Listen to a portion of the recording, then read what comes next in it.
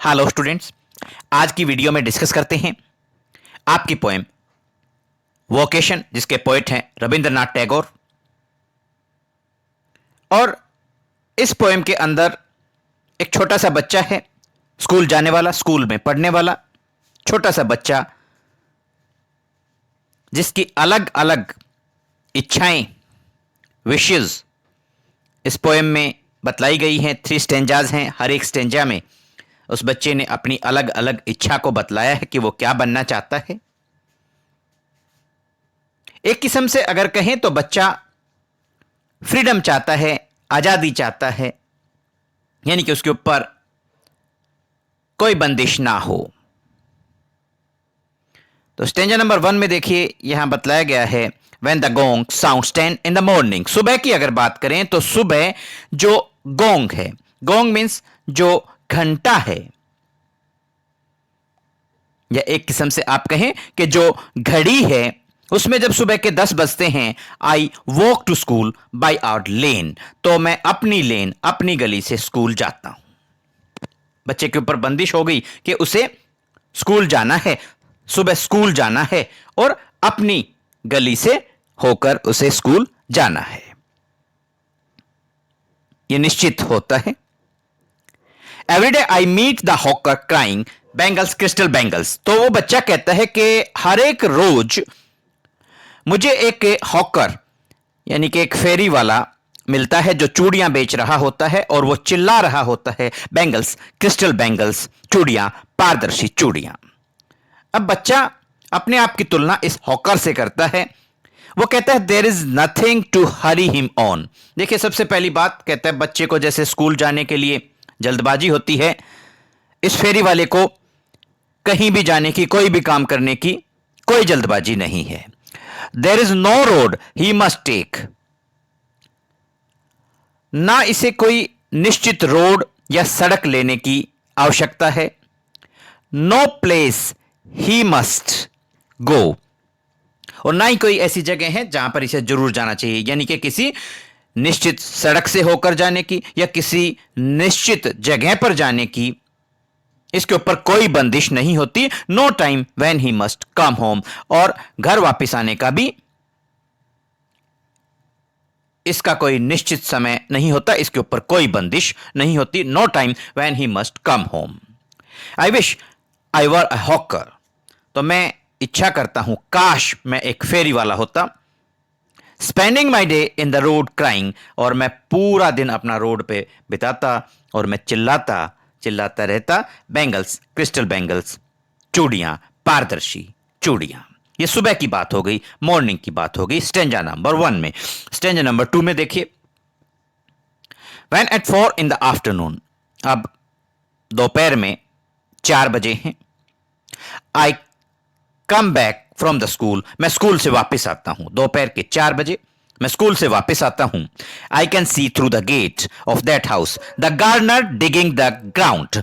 तो मैं, एक घर है, उस घर के गेट में से अंदर देख सकता हूं कि एक गार्डनर है, एक माली है। डिगिंग, वो खोद रहा है, द ग्राउंड, जमीन को, एक माली जमीन को खोद रहा है।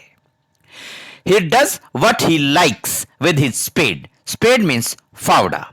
अपने फावड़े से जो वो चाहे वह काम वो माली करता है। He soils his clothes with dust। धूल से अपने सारे जो कपड़े हैं उनको ये माली गंदा कर लेता है। Nobody takes him to task। Takes him to task का मतलब है उसे आड़े हाथों लेना या उसे पनिश करना, दंडित करना। If he gets baked in the sun और गेट्स वेट। अगर वो धूप में झुलस जाए या अपने आप को वो गीला कर ले।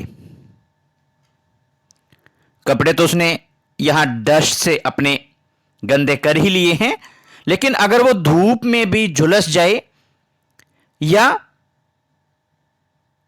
कपड़े जो हैं उसके गीले हो जाएं, वो खुद गीला हो जाए, तो कोई भी उसे दंडित करने वाला नहीं है, उसे कोई भी दंडित नहीं करता है. I wish I were a gardener digging away at the garden with nobody to stop me from digging. काश मैं एक माली होता और मुझे कोई रोकने वाला नहीं होता और मैं गार्डन में खुदाई का काम करता अपनी इच्छा से. ये बच्चा कहता है काश मैं भी एक माली होता, बाग को खोदता रहता और बाग को खोदने से कोई भी मुझे रोकने वाला नहीं होता, कोई भी मुझे नहीं रोक सकता. तो सेकंड स्टेंजा में आफ्टरनून टाइम यहां बतलाया गया है. 4 o'clock 4 बजे का समय यहां दर्शाया गया है और जो बच्चा है वो क्या बनना चाहता है? गार्डनर. थर्ड स्टेंजा जो है उसमें देखिए just as it gets dark in the evening. अब शाम की बात करता है. जब शाम को डार्कनेस छा जाती है, अंधेरा हो जाता है. And my mother sends me to bed. और मेरी मां मुझे जब सोने के लिए भेज देती है. आई can see through my open window. तो मैं अपने घर की खुली हुई खिड़की से देख सकता हूं the watchman walking up and down. इधर उधर घूमते हुए, वॉकिंग अप एंड डाउन, इधर उधर घूमते हुए मैं वॉचमैन को, रात के चौकीदार को देख सकता हूं. The lane is dark and lonely. The lane is dark and lonely. जो सड़क है, जो गली है, वो अंधेरे से भरी हुई है और अकेली ये लेन है, अकेली ये गली है और कोई गली में नहीं है. And the street lamp stands like a giant with one red I in its head. जो स्ट्रीट के अंदर, गली के अंदर जो लैंप है, गली के अंदर जो रोशनी के लिए स्ट्रीट लैंप लगाया गया है, वो स्ट्रीट लैंप एक ऐसे दानव, एक ऐसे राक्षस के जैसे खड़ा दिखाई दे रहा है जैसे उस राक्षस के हेड में, सिर में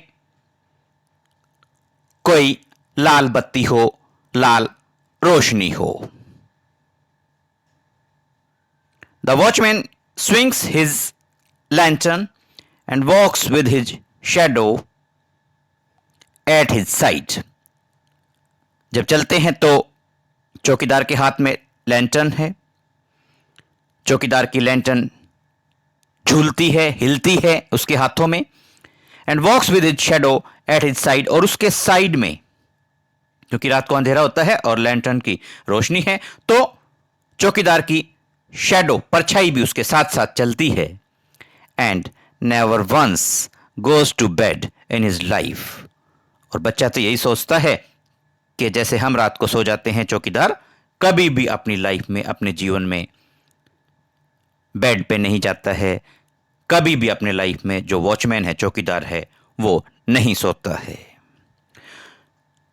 आई wish I were A watchman walking the street all night chasing the shadows with my lantern.